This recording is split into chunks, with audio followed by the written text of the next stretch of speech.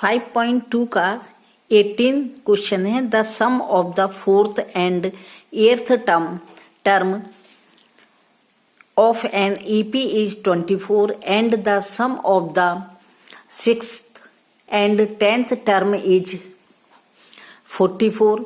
Find the first 3 term of the AP. Hindi medium के बच्चों के लिए किसी ईपी के चौथे पद और 8वें पदों का योग 24 है तथा छठे और 10वें पदों का योग 44 है। इस ईपी के प्रथम 3 पद ज्ञात कीजिए। इसमें हमें ईपी सीक्वेंस में नहीं दी गई है। इसमें केवल क्या बताया है कि ईपी का फोर्थ टर्म और एर्थ टर्म दोनों का जो सम है वो कितना है 24। तो हमें यह देखना है कि ए फोर्थ क्या होता है। हमने आपको यहां पर समझाया था पहले कि ए फोर्थ यदि हमको निकालना है तो हम कैसे निकालेंगे। ए फोर्थ यदि निकालना है तो हम क्या करेंगे, ए प्लस एन माइनस 1 डी। एक तो यह तरीका होता है इसका, यानी कि ए प्लस जो 4 है तो 4 को हम इस जगह पर एन के प्लेस पे लिख लेंगे, बाकी सब एज इट इज। तो ए 4 क्या हो गया, ए प्लस 4 माइनस 1 यानी 3D। यह क्या हो गया ए 4। इसी तरह से हमें क्या निकालना है, एर्थ यानी कि 8वां पद निकालना है। तो हम क्या करेंगे, इसमें ए एर्थ कितना हो जाएगा, ए प्लस यहाँ पे 4 है तो यह 3D हो गया, यहाँ एर्थ है तो ये 7D हो गया। एक तो इसका यह तरीका हो गया। दूसरा इसका तरीका क्या है कि A1 जो होता है वो A ही होता है, फिर A plus D equal to होता है A2, A plus 2D is equal to होता है A3। इस तरह से जो 3 है वह 2D होगा, A4 है वो 3D हो जाएगा A प्लस, फिर यहाँ 5 है तो 4D हो जाएगा, यानी कि 1 माइनस होकर के ए में 1 माइनस जो A3 है वो A प्लस, इसमें से 1 माइनस करके यहाँ पे हम लिख देंगे।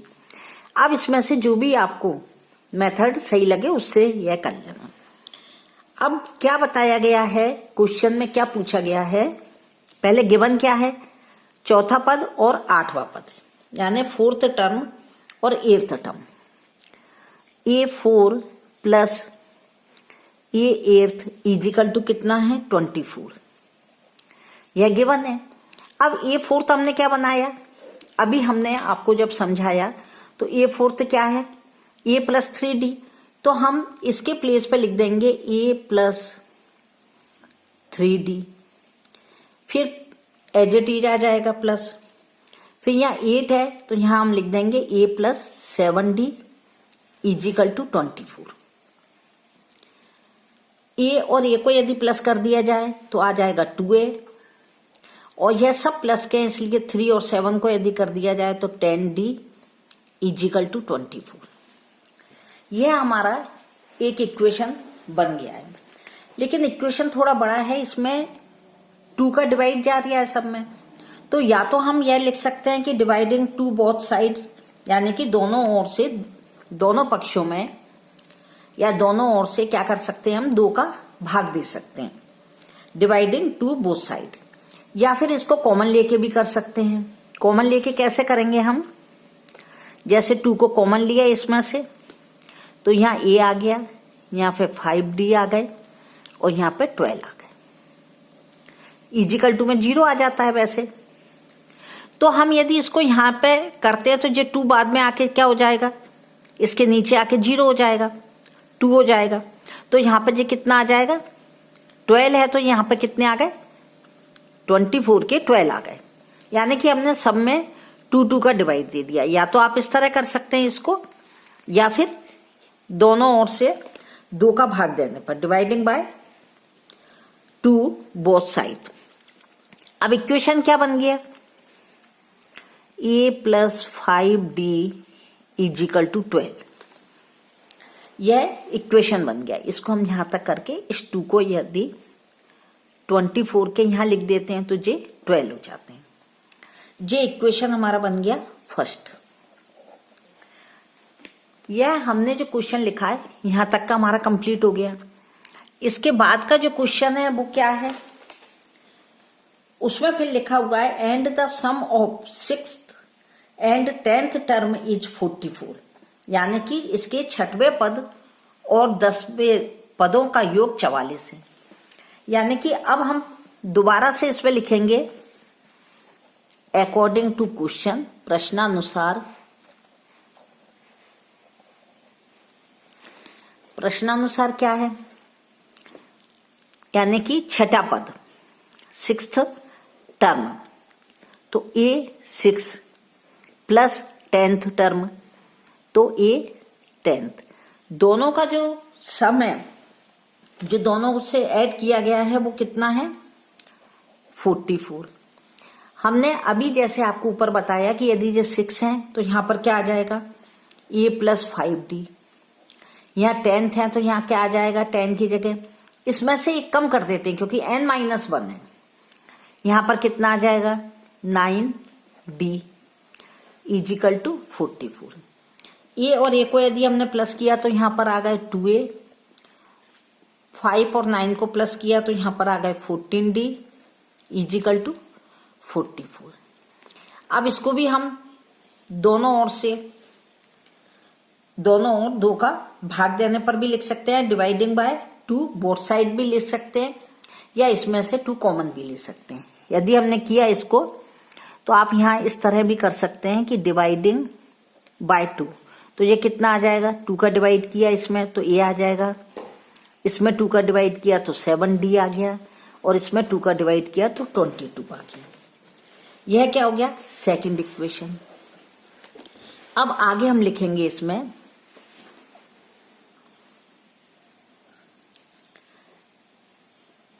subtracting 1 from second। हम सेकेंड इक्वेशन में से फर्स्ट इक्वेशन को माइनस करेंगे, या इसमें हम लिख सकते हैं समीकरण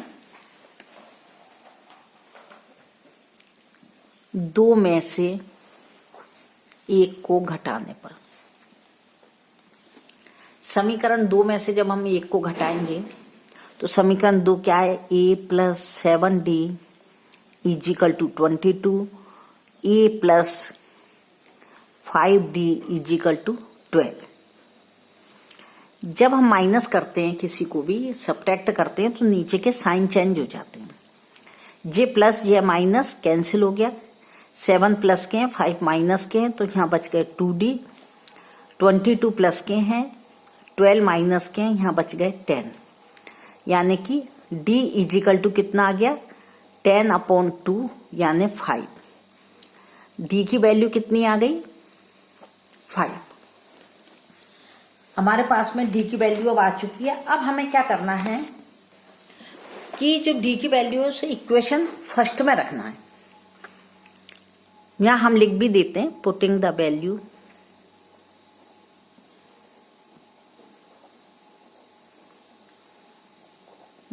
of d in equation first. आप फर्स्ट या सेकंड किसी में भी लिख सकते हैं। समीकरण 1 में d का मान रखने पर हमने इसमें d का मान रखते हैं। अभी क्या है first equation a plus 5d equal to 12, तो a के प्लेस पे a, 5 के प्लेस पे 5, d के प्लेस पे हम कितना रख देंगे 5 इजिकल टू 12।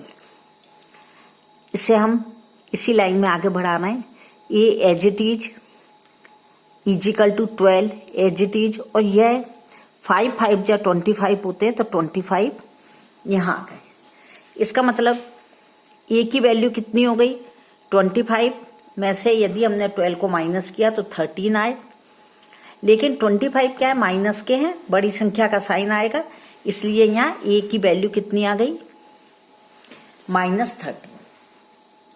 हमें आगे क्वेश्चन में उन्होंने क्या पूछा था कि इस एपी के प्रथम 3 पद हमें फाइंड करना है, ज्ञात करना है, यानी कि find the first 3 terms of the AP. तो हम जब इसके 3 ज्ञात करेंगे, हमारे पास A1 तो आ गई है। A1 कितना आ गया? -13। A2 कितना आएगा? A2 कितना होता है? A प्लस D, यानी A कितना है? -13 plus as it is D कितना है? 5, यानी कि यहां पर कितना आ गया? 13 में से 5 माइनस हुए तो 8 आ गए, माइनस बड़ी संख्या है तो ये 8 आ गए। A3 कितना आएगा? A plus 2D। यह हम आपको कई बार समझा चुके हैं, दोनों ही मेथड से आप कैसे भी कर लीजिएगा। अब यहां पर A की वैल्यू कितनी है? -13 plus 2 as it is, D की वैल्यू 5, यानी कि -13 प्लस 10, यहां आ गए 3। -13 में से 10 को हमने क्या किया? सब्ट्रैक्ट किया। प्लस माइनस माइनस होते हैं, बड़ी संख्या का साइन आता है, तो ये कितने आ गए? 3। हमारी एक तो बन गई, फर्स्ट एपी क्या बन गई? -13। सेकेंड एपी -8 और थर्ड एपी -3। हम यहां पर आंसर लिख देंगे। First 3 terms of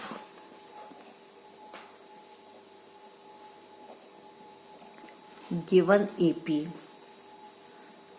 are -13, -8 and -3। Hindi medium के बच्चे लिखिएगा। दी गई समांतर श्रेणी, जिसे हम एपी बोलते हैं, अर्थमेटिक प्रोग्रेशन के प्रथम 3 पद क्रमशः -13, -8 और -3 हैं। यह इंग्लिश मीडियम वाले बच्चों के लिए आंसर हो गया और यह हिंदी मीडियम वाले बच्चों के लिए आंसर हो गया। आप इसे पूरा उतार लीजिए।